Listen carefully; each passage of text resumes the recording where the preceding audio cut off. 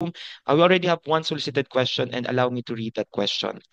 To what extent the depictions of women in Agi-Agis were carried over to more recent fictive forms, such as short stories or novels, in Bicol non-periodicals, at least until the pre-war period?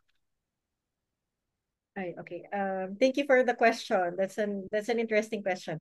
Um, um, I'll begin to answer this question by saying na hindi ko masyadong hindi exhaustive yung knowledge ko sa pre-war literature ng Bicol. Pero I am familiar with Usipon. I have read some Usipon that were produced during the pre-war and during the post-war period. Yeah, right around the World War. Tapos I can say na yung bifurcation ng vilified na madrastang characterization, yung vilified na babae, yung yung Eve na depiction ng babae, yung madaldal, yung burara, yung seductive na babae, at saka yung mahinhin, tahimik, matiisin na babae. Lumilitaw pa din siya dun sa mga usipon na nakikita natin sa yung mga prose na stories na nakikita natin around the 50s, the 40s, and onwards. Tapos, if my memory serves me right, hindi ko masyadong mababanggit yung titles, ano, kasi nalimutan ko yung titles. Pero, usually, dun sa mga usipon, um, yung, yung masamang babae, kinakarakterize siya as yung babaeng galing Maynila na dumating sa Bicol. Tapos yung traditional na babae, yung yung babaeng taga Bicol, yung babaeng conservative, siya ay yung babaeng attached doon sa Spanish feminine ideal pa din. So nag-exist pa din yung bifurcations na yun. Tapos gusto kong sabihin na kahit wala akong ma-name ng specific na literary works, ano, palagay ko makikita natin siya hindi lang sa agi-agi, pero pagdating din sa kahit contemporary na novels o kaya contemporary na films even, ano. So yung study ko nitong mga depictions ng women sa agi-agi, applicable din siya kahit hindi sa Bicol metrical romances, applicable siya sa entirety ng Philippine metrical romances, and I dare say na tumatawid siya hanggang sa kasalukuyan. Um, Familiar sa atin yung ganitong klaseng depiction, 'di ba? Yung sinasabi kanina ni Ma'am Miles ay yung teleserye. Malinaw sa atin kung paano kinakarakterize yung mga bidang babae sa teleserye. Tapos minsan nga, alimbawa, si Maha Salvador o kaya sino ba yung mga ano, si Erich Gonzalez, kunwari kambal sila, tapos yung isang kambal, siya yung mabait na kambal, yung isang kambal naman, siya yung masamang kambal. Tapos yung binaristic na ganitong klaseng depictions ng mga babae, parang siya yung pagtawid nitong lumang lumang characterization na to ng mga babae na mula pa doon sa imposition ng Spanish colonial gender ideology na paternalistic. Except na attach siya sa ibang mga values. So, ayun nga, yung sa Usipon na attach siya sa values ng community, ano, ng Bicolness, ano. So, yung Bicolana natin ay yung puro mabait, malabirhen na heroine. Tapos yung tagalabas na may dala ng ugali ng syudad, ano. So, ganun usually. Hindi lang to sa Bicol, sa ibang regions din yung mga local na stories dun sa regions, ganun yung depiction ng mga taga-syudad, parang laging masama sila kasi mas liberal sila, may iba silang values na hindi aligned dun sa values ng community. Tapos, na-attached pa siya sa iba pang mga values ngayon. Ano, so parang, totoo, buhay na buhay yung ganitong klaseng depictions ng mga babae. So siguro, magandang panibagong study yung pagtingin paano exactly nag-evolve itong depictions na to from agi-agis to other, yung sa pag-migrate niya sa iba pang forms. Halimbawa, sa mga nobela ng mga Bicolano ngayon, at madami tayong mga nobela at saka mga kwento ng mga Bicolanong writers. Ganito pa din ba yung mga babae? Or kung hindi man ganito, meron ba tayong masisilip na similarities or na continuities sa ganitong klaseng depictions? At syempre yung mas interesting na tanong, bakit sila nagbago sa ganong paraan? So parang yun yung interest natin. Yun. Thank you for that question. Thank you so much po. Siguro just an extension with the discussion on the role of women. We also have a question from the registration, which I think fits the as a follow-up question. How does the Bicol language shape the portrayal of female characters?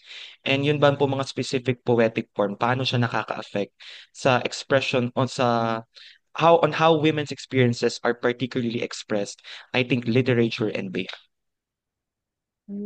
Wow, that's quite a difficult question to answer.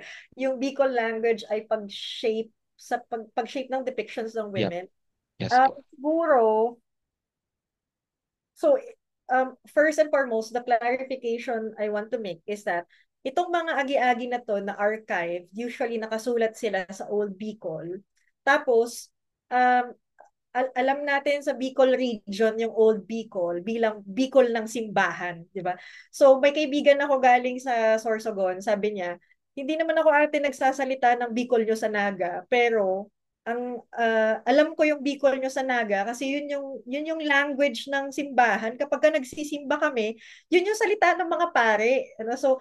So, alam natin na um, yung church yung may hawak ng publications at sa pamamagitan ng pag-publish ng religious text sa local languages, mas napadali yung spread ng Catholicism sa mga regions, right? Tapos itong mga kwentong to, ang ina-adapt niyang wika ay itong parehong wika, no? Yung wika ng simbahan, yung Old Bicol. Um, Hindi ko pa masyadong nasisinsin kung paano exactly sa mga babae lang nakakaapekto itong uri na to ng Bicol.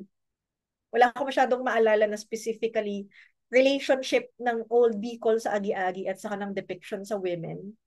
Although kunwari, fascinating nga sa akin yung gamit ng salita na katulad ng burara kasi parang iba yung ibig sabihin sa atin ng burara sa gamit ng agi-agi dun sa term na burara. Ano so may usage ng mga Bicol words na parang hindi naman siya Hispanized doon sa mga agi-agi. Specifically on women na parang nag-iba yung description, nag-iba yung definitions, nag-iba yung gamit, nag-iba yung konteksto din, no? So parang yun yung maganda siguro pagtuunan din ng pansin sa susunod. Pero pagdating dun sa form mismo, yung sa agi-agi, hindi lang dun sa depictions ng women sa agi-agi. Um, sa katunayan, yung yung mga unang press sa Naga na nagpa-publish ng mga kwentong to, no? Halimbawa, yung Libreria y Imprenta Mariano, na madaming iba't ibang pangalan. Sa mga agi-agi, binabalik-baliktad yung tatlong salitang ngayon. Tapos, eventually, naging siyang Cecilio Press after niya masunog nung World War. Sila yung main source ng mga agi-agi sa Nueva Cáceres, sa Naga. Ano? Um, tapos sila din yung nagpa-publish ng mga weeklies ano o kaya ng mga periodicals ano. So kasabay nung pagkalat ng periodicals, yung pagkalat ng mga agi-agi. Tapos may relationship din yung pagkalat ng Central Standard Bicol ba? Tama ba ako? Pwede niyo akong i-correct kung obsolete na yung term na gamit ko sa language ng na yon or yun nga, mas simple siguro na gamitin yung Old Bicol. Kasabay nung pagkalat ng agi-agi at saka ng mga periodicals sa Kabikolan, yung pagkalat ng language dahil iisa yung mga presses na in charge dito. So parang may account tayo sa Cecilio Press na yung pagkalat daw ng usage ng Central Standard Bicol sa bandang Camarines Norte ay pwedeng makredit sa Cecilio Press na siyang nagdadala ng periodicals at ng mga iba pang publications na katulad ng mga agi-agi. So, interesting siyang bagay. Tapos makikita din natin dun sa agi-agi na samantalang maraming words ang Hispanized, so kahatian, so familiar tayo doon. Marami pa ding words yung galing doon sa mas luma na Bicol. So halimbawa, um, pinag-iisipan ko sa simbahan natin ngayon, ginagamit yung Kamurawayan para mag-refer sa heaven, pero alam din natin na sa epics natin yung Kamurawayan ay yung lugar kung saan nakatira si Gugurang, ano yung ating ancient benevolent god. Hindi Hispanized obviously yung Kamurawayan.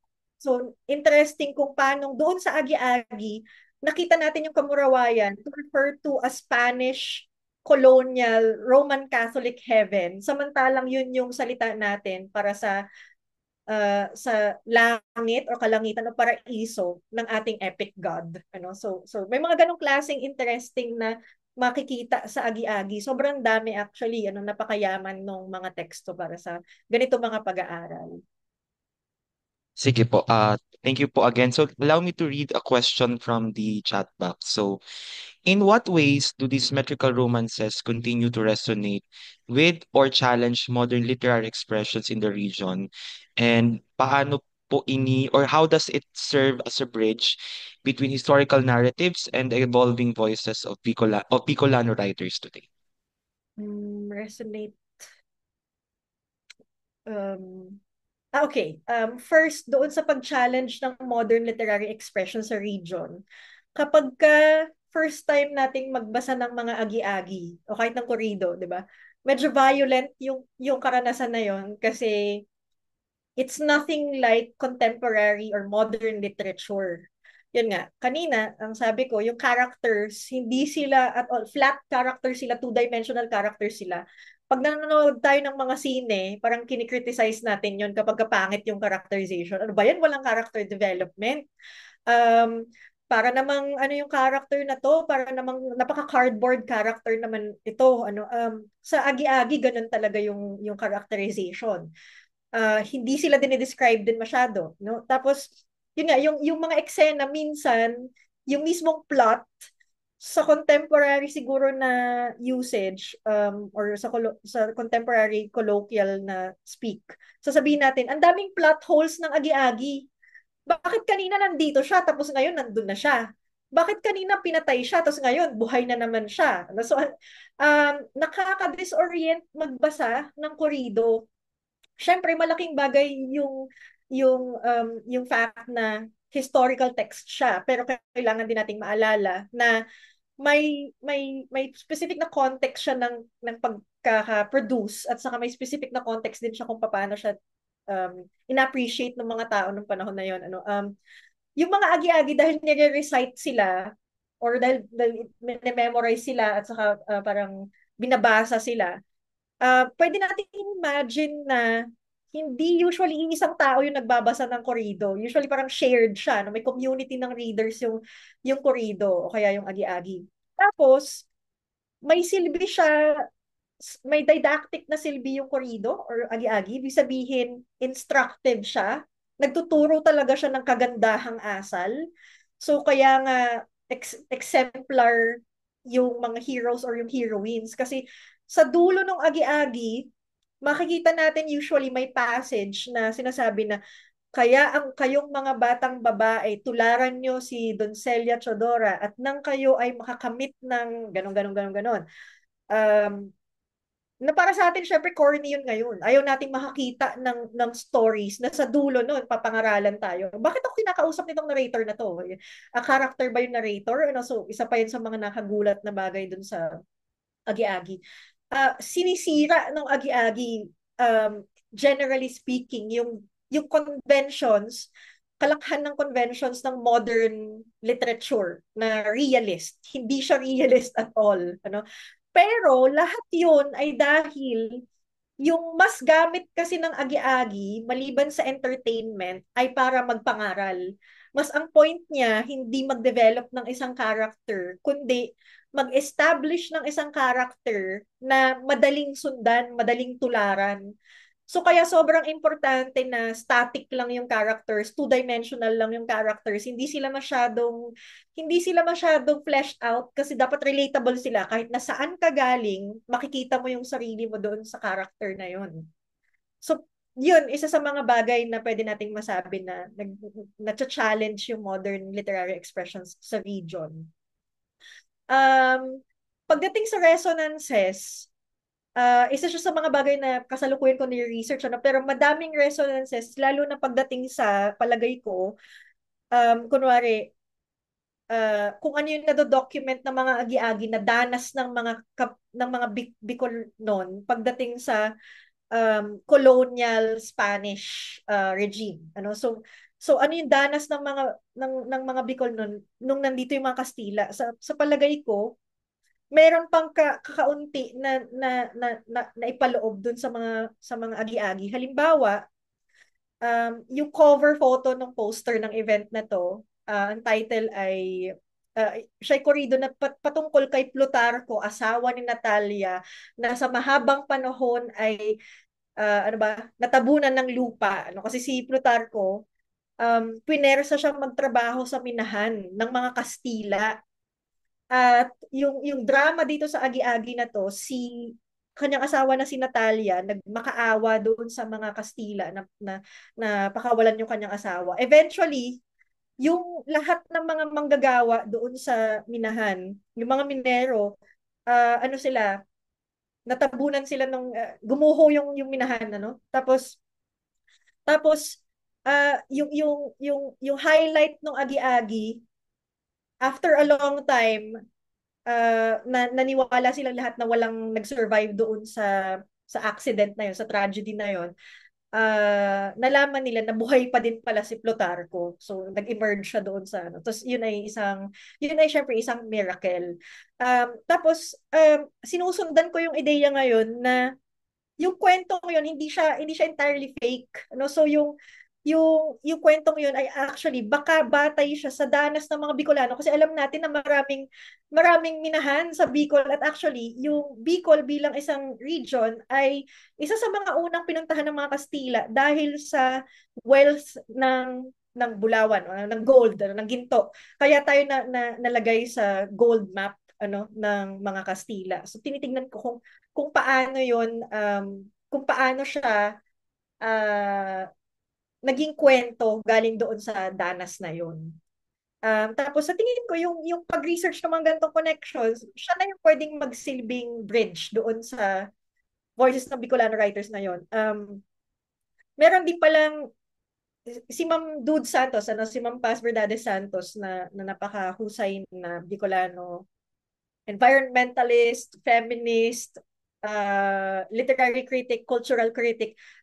Nagpakita din siya sa akin ng isang usipon na batay din sa korido. Ano, so, ibig sabihin, napakatagal ng panahon na sinulat yung mga korido, pero hanggang ngayon may epekto pa din siya doon sa mga kwentong nagagawa natin. So maganda siguro tignan kung paano pwede pang balikan ulit, pwede pang minahin yung mga korido na to at gamitin siya sa mga panibagong kwento. O kaya pwede naman nating pag-aralan yung mga paraan kung paano siya ginagamit ng ibang mga writers ngayon, kung ang gusto natin ay research. So, yun po.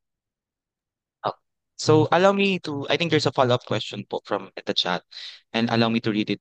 Read it. How do parts of these agi-agi romances show up in modern Bicol literature? Are they being reused or reimagined to tackle today's social and cultural issues? Ayun.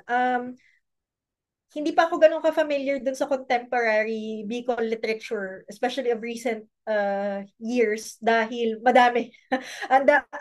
Sobrang parang may revival ng publication ng Bicol fiction, most specifically for this past few years. Ano, so grabe yung mga writers natin ngayon from all over the region.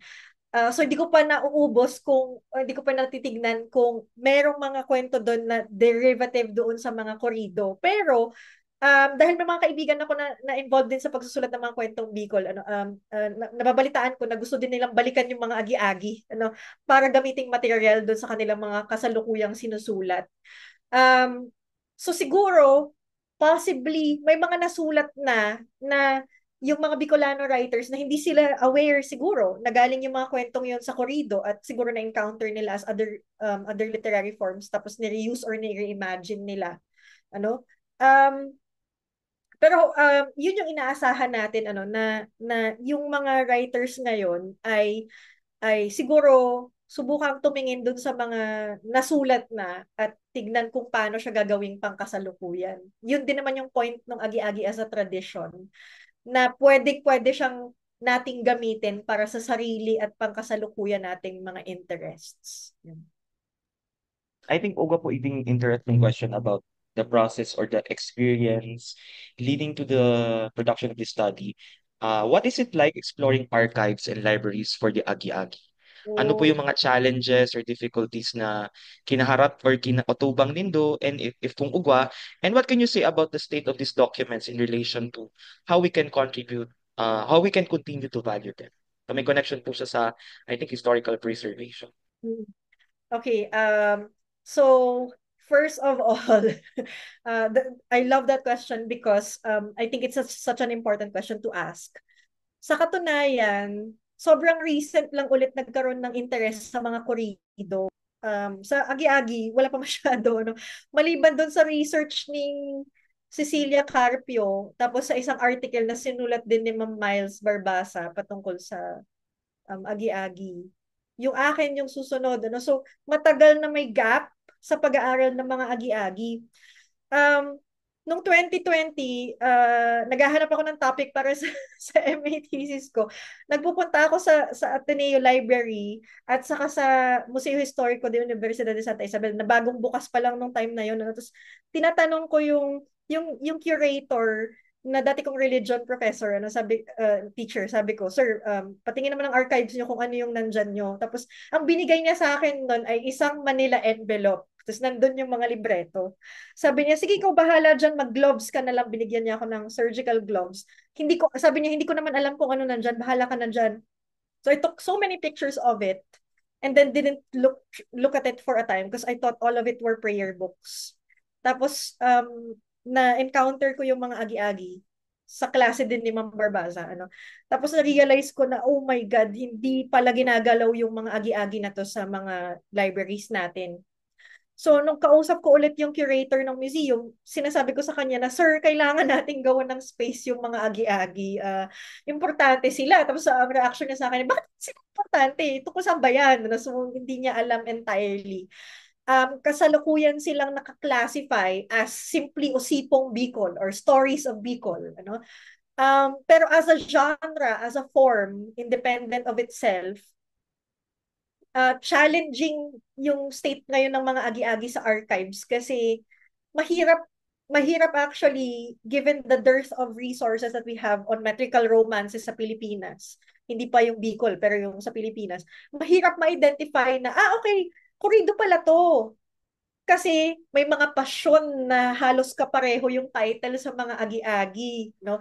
Tawag sa mga pasyon ay kasaysayan ng ganto-ganto, ano, historya ng ganito-ganto. So hindi mo malalaman na, uy, kurido pala siya, no? Hindi mo siya malalaman kaagad. Tapos dahil hindi siya masyadong alam ng mga curators o kaya ng mga librarians, hindi naman nila kasalanan yun. Hindi talaga siya popular as a form pagdating sa yung mga nag-aaral sa kanya, no? Pagdating sa researchers, hindi siya popular na topic. Maliban doon, um, or dahil doon, usually, hindi sila well-preserved. Ganon talaga yung nangyayari. Pinapabayaan lang sila. So halimbawa, yun nga, yung sa USI, kung hindi ko siguro sinabi na, "Sir, sobrang important to, gagamitin ko tong material sa research."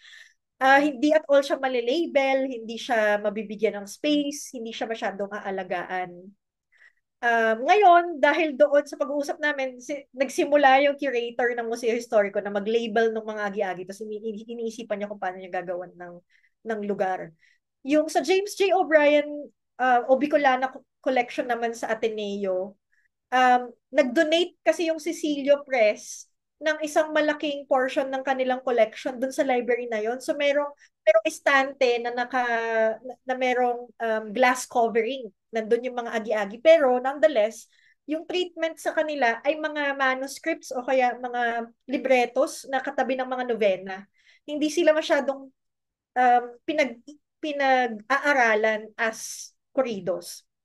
So, on the one hand, masaya. Masaya dahil walang gumagawa. Ang dami mo pang madidiscover kung magiging interested ka. At napakadaling puntahan ng mga libraries at ng mga museums. Madaling kausap yung mga librarians. Mababait sila. So, pwedeng pumunta doon at silipin itong mga kwento to. No? So, halimbawa, ang fascinating na mabasa yung Bicolano metrical romance version ng Snow White. Ano, so paano din i-describe si Snow White as a Bicolana? Ano, napaka-interesting mabasa 'yon sa library ng Ateneo. Um, Tapos may version din tayo, may Bicolana version tayo ng Ibong Adarna, Gamgam na Adarna, nandun naman sa USI, ano? Pero on the other hand, madaming challenges kasi yung mga pages, yung iba sa kanila inanay na, yung iba sa kanila sobrang sobrang brittle na dahil nga hindi sila masyadong napahalagahan dahil historically ayaw sa kanila ng mga scholars. At yung isa pa palang bagay, dahil romance sila, no, so paano ba pinapahalagahan yung mga popular literature ngayon? Halimbawa, yung popular literature ngayon siguro fan fiction. Earlier yung popular literature ay tabloids, yung mga erotica sa tabloids, comics. Hindi sila masyadong pinapahalagahan as research topics. Hindi sila parang nobela na okay may glass case and everything. So dahil popular sila, dahil cheaply printed sila and available, people just collect them and then they just forget about them. So for example, the Ateneo collection of metrical romances are donated from private collections lang. So mahirap siya. Tapos on the question of how we can help to preserve or maybe to help out in an archival study of metrical romances, talaga siya, community effort. So I've started asking my friends, ang mga magurang banindo, igwa bang mga kopya ni mga nobena. And I've learned that some of my friends actually have copies of novenas published by Cecilia Press, and they are likely to have copies of Agi-Agis published also by these presses. So I'm connecting with people through research. You can also do the same, but you can also check out the libraries and see for yourself kung ano yung state ng mga agi-agi dito sa mga library na to. So syempre, aside from metrical romances in Bicol, maybe we can also ask ano yung state ng metrical romances in other regions. Like for example, probably Hiligaynon corridos are also interesting to look at, or Ilocano panagbiags are also interesting to look at. So pwede tayong mag-connect sa iba din nating mga friends pagdating dito. Tapos kahit na gaano kaluma yung agi-agi bilang isang topic, kahit na archive siya, pwede natin siyang basahan ng ating contemporary research interests. Pwede natin siyang ma-relate sa kung ano yung kasalukuyan nating studies. So pwede natin siyang gawing pangkasalukuyan. So yun yung isa sa mga bagay na makakatulong. Gawin natin siyang relevant. Hindi siya magiging relevant on its own. Kailangan nating magbasahin siya ulit. Yun lang. In the spirit of that same question, ano po daw yung mga potential research gaps that or areas of research that maybe other scholars or other researchers can explore in relation to agi-agi and how the role of women is examined in those metrical romances? Oh my gosh. Research gaps, so many. There's so many research gaps in all aspects of the Agi-Agis. Every time I prepare for a talk or a writing, I come up with millions of questions. Um, yung ginawa kunwari ni Damiana Eugenio na paunang pag-aaral, sobrang extensive. Nag-publish siya ng libro na tungkol sa Philippine metrical romances. Tinignan niya yung analogs, kinompare niya yung mga metrical romances sa iba't ibang mga rehiyon. Translation ba to ng isang Tagalog na metrical romance? Ano yung mga pagkakapare-pareho nila? Tapos tinignan niya din ano yung mga influences nila sa world literature. So sobrang daming ginawa ni Damiana Eugenio. Pwede natin siyang gawin sa sarili nating agi-agi. So um, kahit na ganun ka-extensive, kunwari yung research ni Damiana Eugenio, walang gendered reading yung kanyang pag-aaral. Ibig sabihin, samantalang dinidescribe niya yung mga princesses as being one-dimensional din, typical din sila, ganto-ganto. Kulang pa yung pagtingin na may ahensya ba yung mga babae, autonomous ba yung mga babae, ano yung relationships nila. Um, Kunwari, in feminist critique, di ba, the Bechdel test is a really basic test. So, yung mga babae ba ay nag-exist din with men, tapos Tapos nag-uusap-usap ba sila? Or yung mga nag-uusap-usap lang ba sa eksena yung mga lalaki? So pwede natin yung itanong, ano, does this agi-agi pass the Bechdel test? Yung mga babae ba ay nag-uusap-usap o yung mga lalaki lang? Kapag ka nagsasalita ba yung mga babae, ano yung mga sinasabi nila? No? So itong mga bagay na to, napaka-interesting na tignan pagdating sa depiction ng women in agi-agi. Pagdating sa agi-agi in general, sobrang dami pa nating pwedeng tignan. For example, um, in the 1950s study of Cecilia Carpio of Bicol Metrical Romances, ang isa sa mga bagay na pinopropose niyang idea, wala daw original na agi-agi. Wala daw tayong metrical romance na originally written by a Bicolano. Ibig sabihin, ang meron lang ay translations galing sa iba't ibang Tagalog na corridos. Yung idea na yon, ano naman siya, well-founded naman siya kasi nga, 'di ba, sinara yung mga ports kung saan pwede makapasok yung mga libro o kaya yung mga shipments galing sa abroad. Tapos ang bukas lang ay yung Manila ports. Tapos strict yung censorship ng panahon na yon, no? So kaya yun yung iniisip ni Cecilia Carpio. Pero nung pinag-iisipan ko sa isip ko, parang imposible na wala tayong nagawa on our own. Ang ini-imagine ko na sitwasyon ay matagal nang sikat yung agi-agi, 17th century pa lang sikat na yung agi-agi. By the 19th century, people already know so many different agi-agis. One Bicolano must have thought, what if gumawa ako ng sarili kong kwento? Yun yung sinusundan kong idea ngayon. Baka may original na agi-agi. Tapos may candidate ako, may dalawang candidate ako na agi-agi na feeling ko originally made sila. No, pero yun, maganda siyang tignan. Talaga bang wala bang original? Syempre, yung research na to ay para din ma-establish ano pa yung relations ng agi-agi sa iba pang mga korido sa buong bansa. Yun. Okay po. If there are any questions po with uh, address to professor, you can still chat them at the QA function. But siguro I have a personal question as well po. I think one of the roles that were depicted or that usually depicts women in Agi-Agi is the Virgin Mary-like depiction. I'm just curious if paano siya nag-interplay with the Peña Francia devotion? Did it help or did it not help? Or meron ba siyang effect doon sa longevity or sa ability ng Peña Francia devotion to persist even to the modern generation? And siguro po follow up, how did the church use it back then? Oh, okay. I'll start with answering the last question. The church was actually, hindi, palitan ko yung phrasing. The reason why a lot of scholars didn't like the agi-agi or the corrido was they all said ang gamit niyan ay para sa colonial church, sa colonial Catholic Church, right? So parang ayaw ng mga scholars like Rizal, Trinidad Pardo de Tavera, and so many others sa agi-agi kasi feeling nila sa halip na mapalaya ng mga Pilipino yung sarili nila, nabibihag tayo ng values at saka ng kwento na galing sa mga kolonisador natin through the metrical romance. Um, Tapos yung, dahil didactic yung metrical romance, i-impress sa atin or na-imbue sa atin na po-promote yung mga values na hindi naman talaga atin to begin with. Ang napopromote na values ay yung colonial Spanish Catholic values. So kaya ayaw ng mga tao dun sa sa agi-agi. Tapos yun nga na parang dahil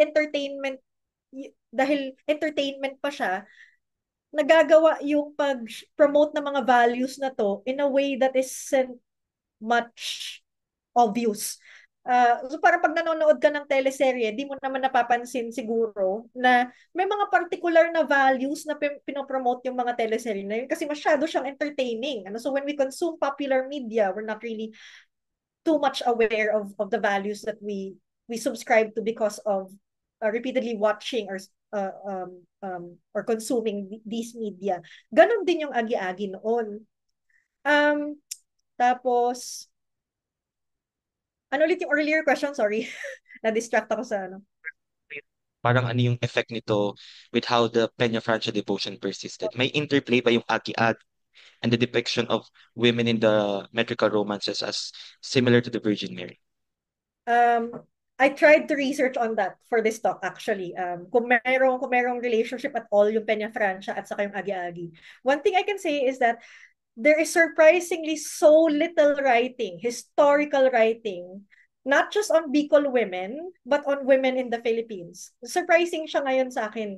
Siguro dahil alam na natin ngayon yung importance ng writing about women. Pero apparently, sobrang onti lang ng studies pagdating sa ano yung kalagayan ng mga babae. Kahit nung 19th or 20th century, at tagal-tagal ko nag-research about it. So, wala akong mahanap na direct studies. Feeling ko, kung meron man, siguro nasa mga dissertations or thesis ng mga Bicolano. Sigurado kung may nagkaroon ng interest at some point sa mga kababaihan ng Bicol na hindi ko palang siguro natutuntun sa libraries natin. So, kailangan ko umuwi para gawin yun. Um, pero palagay ko may interplay. Palagay ko I speculate that there's an interplay between the Agi-Agi depiction of the lowly heroine as like the Virgin Mary and then the Peña Francia. Kasi dun sa agi-agi ni Santa Isideria, which is, quite a common style of the agi-agi, may part doon na uh, pagkatapos na matay ni Santa Isideria, kasi na martyr siya, no? Ipinarada siya, iprinosesyon siya doon sa bayan. Tapos, nung binabasa ko yung agi-agi, hindi ko alam kung ako yun, ano? Pero nung binabasa ko yung agi-agi, the way that the procession or the celebration for Santa Isideria was narrated felt like a telling of how we celebrate the Peña Francia. No? So parang ganun yung naisip ko. Um, so yung pagsagawa ng mga pista ng mga bayan, katulad ng Peña Francia, that exalts the Virgin Mary, na-document din siya dun sa mismong agi-agi. So, yun. Isa yun sa mga reasons kung bakit sa tingin ko may interplay. Tapos, in turn, sa tingin ko, yung Peña Francia, reason din siya kung bakit nagpa-persist to begin with yung depictions na yun. Kaya, for the longest time, nagkaroon pa din ng mga agi-agi women na ganun yung descriptions. Kasi pinopromote naman talaga yun. Yun yung sinasabi sa mga bata, na kung lalaki ka bilang babae, kailangan maging ganito ka. No? So, um, alam na alam ko yun kasi pumasok ako sa all-girls Catholic school na pinapromote yung ganong klaseng ideas.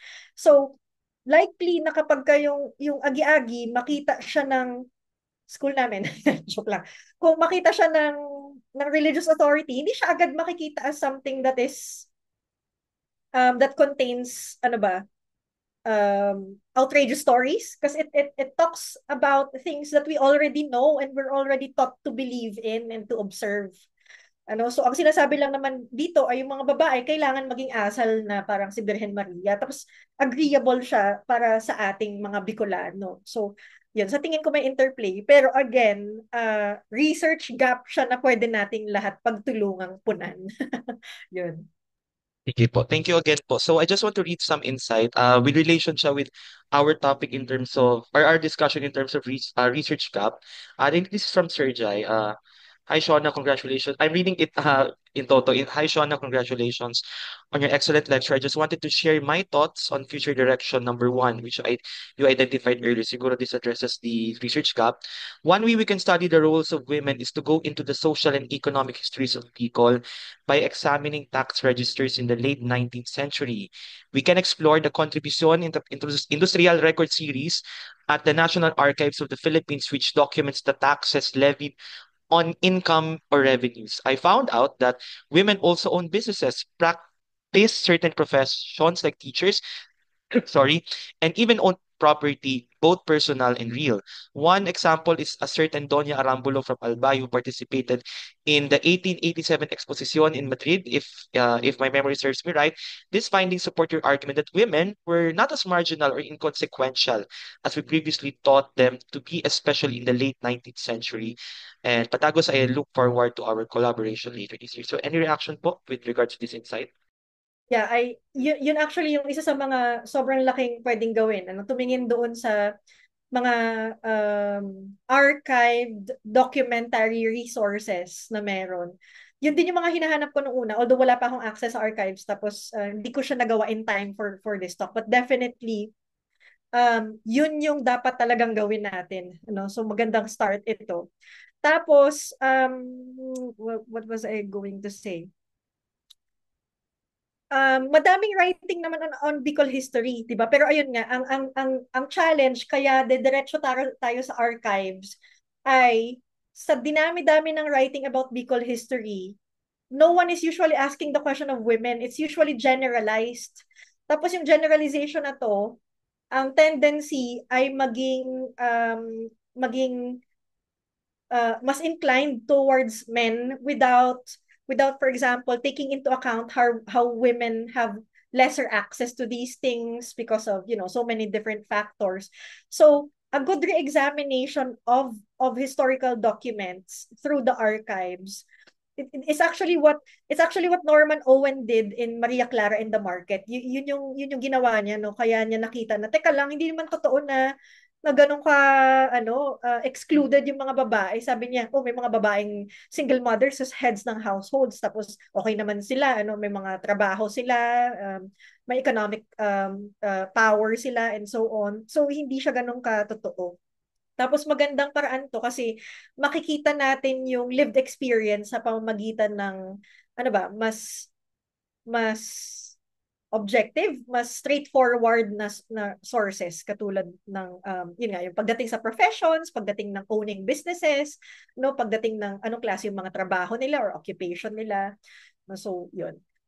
Sana talaga mas magkaroon tayo ng mga collaborative work na nagbibigay ng tuon. So kahit na yung research natin ay para naman sa entirety ng Bicol history and culture, important pa din talaga na magkaroon ng gendered readings kasi this kind of approach is a re-evaluation of already written history na may assumption dati na kapag magsulat ka ng history, wala ka na-exclude.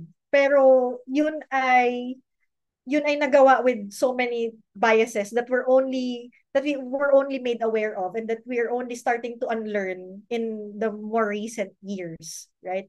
So important na magkaroon ng rereadings through a gendered lens. Yeah. So I think that's it for our Q&A. Thank you so much to our audiences and participants for asking your questions, and also to Professor Shona for her wonderful lecture and for answering the queries and insights from our participants. So there we have it. Our Science 6 lecture series has come to an end. And as a reflection to a day of learning, we are all aware of the power of literature to frame narratives and tell stories and live experiences from one person to beyond. More than that, as we commemorate and celebrate the role of women in the time of the International Women's Day and National Women's Month, a re-examination and rereading of our local and national literature, such as the Agi-Agi, can be a good vantage point to learn from our past in order to build a more gender-inclusive community, not only in history building or academic production or literary works, but in society and nation building as well. Also, just an extension with the fruitful discussion earlier, in the spirit of historical preservation and heritage, there's a call for us to revisit and look once again with a loving lens to our literary heritage, especially here in the Kabicolan, and the mission to make it known to the modern generation, nuance to the big contribution that Bicolana and Filipino women showed in the past, present, and beyond. So, dear friends, we invite you to please like Saysay Bicol's page on Facebook and subscribe and buy copies of Saysay, the Journal of Bicol History, which is very helpful for historians, for teachers, and those in the academe in terms of integrating Bicolano culture and history in your discussions. We also extend our invitation to people watching here in Zoom on Facebook and Facebook, or our invitation in our other events in the future, such as the Bansayan Teacher Training Seminar and the Saysay Bicol Conference. So we hope you stay tuned with updates in our official social media channels.